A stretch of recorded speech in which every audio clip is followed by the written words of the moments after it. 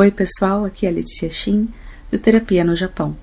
Eu sou uma psicóloga brasileira morando no Japão e hoje nós vamos conversar, refletir um pouco sobre a rivalidade feminina, que é um tema super recorrente, super presente na clínica, nas situações da vida, na literatura, no cinema. A gente vê muitas questões do feminino que nem sempre são agradáveis de ver, e que fazem parte da vida cotidiana. A gente vê em muitas situações, às vezes, inclusive uma situação, por exemplo, de traição, que o que importa é descobrir quem é a outra, se vingar da outra, bater na outra. Tem muita questão com este outro feminino, com esta outra. É como se o homem até mesmo desaparecesse da cena, Ele não tem culpa, ele não é responsável, não era ele que devia a fidelidade, no caso. Parece que o que está em jogo realmente é descobrir essa outra, descobrir o que ela tem, o que eu não tenho, porque a grande questão é essa rivalidade.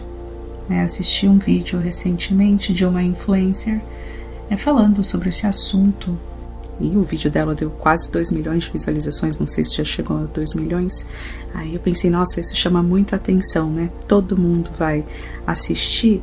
As pessoas ficam interessadas nesse tema, não só porque a moça é famosa e tal, mas porque faz todo sentido, porque é algo que acontece, que a gente vê, como ela menciona no vídeo, às vezes fofocas, comentários, discurso de ódio, uma atacando a outra ali nos comentários, nas redes sociais, criticando, várias coisas assim, ruins, e que seria o ideal, ela fez um vídeo muito bonito falando que, poxa, seria o ideal resgatar aquela noção de apoio, de acolhimento, de compartilhar, de união, ao invés da rivalidade, mais apoio, menos competições, menos comparações, menos intrigas, sendo que na história do progresso da humanidade, de fato, teve uma marca invisível das mulheres que se apoiaram, mulheres que se uniram para sustentar a família, para passar adiante seus conhecimentos, sua sabedoria, uma base feminina.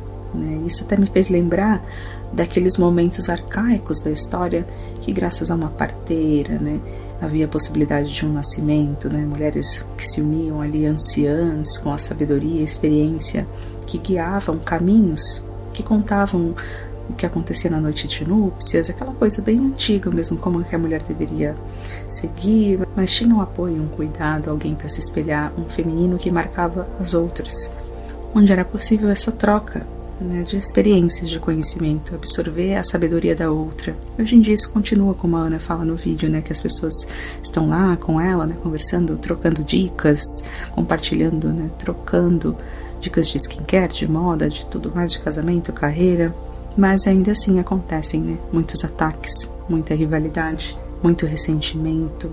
E a Ana fala no vídeo que seria o ideal que não houvesse apenas essa noção de uma rainha, mas sim de que cada uma pode ser rainha no próprio reino, que é a tarefa mais difícil, libertar esta outra do ressentimento e também você se libertar da comparação, do ressentimento que envenena a alma, chegar nesse estágio de contemplação, do brilho da outra, contemplação coletiva ali, onde uma celebra a outra sem se sentir diminuída, sem se sentir inferior, perceber que quando uma mulher inicia algo, abre um caminho para as outras. Quantas mulheres que começaram alguma coisa e que deram um primeiro passo e aí as outras também puderam ter o seu próprio espaço, reconhecer o sucesso da outra sem se sentir ameaçada, a Ana fala no vídeo. Esse é um grande desafio, mas eu vou te explicar por quê, pelo olhar da psicanálise, da psicodinâmica, o que a gente pensa sobre isso, que a concepção freudiana tem de que a relação mãe-filha, já começa aí, relação entre mulheres, tem uma marca de amor e ódio, tem o ressentimento devido a uma fase que a gente passa, que se chama complexo de Édipo, e que a saída, essa castração da menina, castração a gente fala que é o sentido de descobrir-se faltante, que não pode tudo, que existe um limite. A maior castradora da vida é a morte, quando a gente cresce, que a gente entende que existe um limite mesmo da gente. Mas o menino e a menina têm duas saídas diferentes. Geralmente o menino se identifica, rivaliza com o pai, né? Porque ama a mãe, objeto de escolha sendo a mãe, mas existem também o Édipo negativo, não só positivo. Só que a menina alimenta um ressentimento inconsciente, um ódio, uma coisa com a mãe, uma questão, porque ela sente que a mãe, né, ficou em dívida com ela, porque não deu o pênis. E o pênis para a psicanálise significa falo, falo é poder. Então, né, representação do poder, o falo. Então, você me negou o falo, então eu vou carregar um ressentimento contra você que você não me deu, né? Porque que ele tem e eu não tenho. Mas depois, né, ela vai ver que a mãe também não tem. E acaba que tem até uma satisfação em saber que você também não tem, então você também não é tudo isso. E isso acaba refletindo na relação com as outras mulheres, né? Tem essa satisfação de repente perceber que a outra não é tudo isso, desconstruir a outra, destruir a outra, atacar. Então tem toda essa relação, né, com a inveja do pênis, daí nasce a disputa. Então uma resposta ao Édipo feminino, uma dualidade, ama e odeia a mãe. Na histeria não há uma renúncia ao falo, ao poder. Então continua nessa disputa com os outros, com as outras, né? Na histeria tem essa rivalidade sempre. Tanto é que, muitas vezes as mulheres histéricas disputam também com seus maridos. Corta o falo do marido, mostra que ela que manda. Ela precisa mostrar que ela tem o falo e que ele é castrado. Então tem essa relação muitas vezes do homem mais submisso. Já na neurose obsessiva há uma nostalgia do falo. Então a mulher, ela sente saudade de algo que ela já teve, ela acha que um dia ela teve, né, esse poder, nostalgia do ser. A disputa é com ela mesma, essa questão de buscar incessantemente a sua melhor versão, né? É muito mais do que ser melhor que as outras, na verdade é ser melhor do que ela mesma. Um dia eu vou me superar, eu serei a minha melhor versão. E isso é um grande sofrimento, viver essa disputa, essa batalha com ela mesma. Mas de maneira geral a gente pode enxergar que existe, né, num primeiro estágio, uma disputa com a mãe. E isso contamina nossas relações, né, nós mulheres com as outras mulheres. E acaba que quando existe uma encrenca com a mãe, um conflito, uma situação difícil, às vezes por não poder odiar e realmente rivalizar com essa mãe, você acaba odiando outros femininos, né, outras mulheres. Acontece ali um mecanismo de deslocamento e você vai odiar outras mulheres. Não são todos os casos, não é uma regra, né? A psicanálise não é dona da verdade, né? A gente tem um outro olhar para pensar essa situação, mas olhando nesse sentido, a gente consegue perceber melhor algo que às vezes não dá para explicar, que não dá para entender, mas é que é algo inconsciente, né? É uma força muito grande, porém existem sim os femininos que se apoiam, né? As mulheres que se unem, que se ajudam. Como eu fiz uma postagem ontem escrita falando que apesar de sempre ter uma bruxa na história, porque quando eu estava escrevendo sobre isso, aí eu lembrei, estava assistindo também a live sobre a inveja da mulher, uma outra atacando, né, que se chama O que ela tem que eu não tenho, da psicanalista Jéssica Lira e também com a Dani Pinheiro, e que elas citam isso uma hora na live, da questão, né, que a gente vê como que a mulher se apresenta nos contos de fada, nos desenhos da Disney, né? Você vê que sempre tem uma bruxa na história, sempre tem essa outra. E aí quando eu estava escrevendo, anotando, eu pensei, mas também sempre tem uma fada madrinha, né? Sempre tem um outro feminino que é doce, que é acolhedor, né? Se você pensar na sua história, teve feminino, às vezes tóxico, difícil de lidar, pode ser relação com a mãe, pode ser relação com tias, irmãs, né? Às vezes tem muita relação difícil, mas também tem às vezes um feminino que é muito afetuoso, acolhedor, positivo, né? Tem esse outro lado, né? Não vai ser sempre assim ruim, sempre negativo a relação entre mulheres. Existe também a parte do apoio. Mas a questão da rivalidade com a mãe é que, em muitos casos, existe esse desejo de ocupar o lugar da mãe, de ser a rainha, de ser a dona do lar, né, de ser a matriarca, a pessoa que manda, né, pode ficar nessa posição, porque rola uma identificação com a mãe. Então deseja ocupar esse lugar, porque vem essa questão de que ser mulher é ocupar este lugar.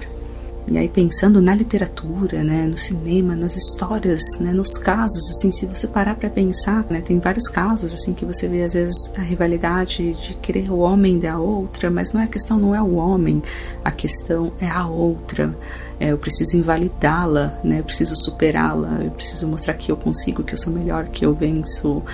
É engraçado que tem até alguns casos que quando o homem, digamos, casado, decide se separar, tem mulheres que perdeu ali o tesão, o interesse, porque ele está livre. Então não tem mais graça, né? Então assim, a questão é a rivalidade. Precisa ter esse espaço, esse lugar que a rivalidade se sustente, que continue. Quando isso acaba, perde a graça, parece, né? Quando a pessoa está livre, então não quero, mas você não é tão interessante assim. É interessante enquanto tem uma disputa, uma rivalidade. Lembro também de um caso, né, de uma paciente que tinha uma melhor amiga e que ela contava que sempre quis conhecer a França, né, que era o maior sonho dela, ir para a França. E nisso, essa melhor amiga se endivida, né, faz assim loucuras para conseguir comprar uma passagem, reservar um hotel, ir para a França, conhecer o país, né, fazer tudo assim que a outra sonhava. Quer dizer, a pessoa teve que colar no discurso da outra, ela não tinha um próprio sonho, ela tinha que sonhar o sonho da amiga. Então tem tudo isso, né, de às vezes querer o mesmo homem, o mesmo país, o mesmo cargo, a mesma roupa. Tem várias coisas que a gente vê assim que é muito engraçado até, né, e que você percebe ali a pessoa totalmente destituída da própria personalidade, porque ela precisa colar no discurso da outra, é uma pessoa tão faltosa que ela não tem, né, o que sonhar, né, um sonho próprio, né, nesse caso da França, e tem outros casos também, né, o interesse por uma pessoa, ou até mesmo na questão de se vestir, tem que ser exatamente igual o que a outra usa, o que a outra compra, a mesma cor de esmalte. Nossa, já vi um caso desse também, que a amiga parecia com esmalte vermelho, e no outro dia a colega da faculdade usava mesmo esmalte. Trocar para nude, a outra trocava para nude também. Então, vou trocar para metálico, usava metálico também. Então parecia que não tinha assim uma imaginação, uma criatividade, uma personalidade estruturada, né? A pessoa, ela tinha que ver o que a outra deseja, né? O que é ser mulher, na verdade é a outra que me mostra.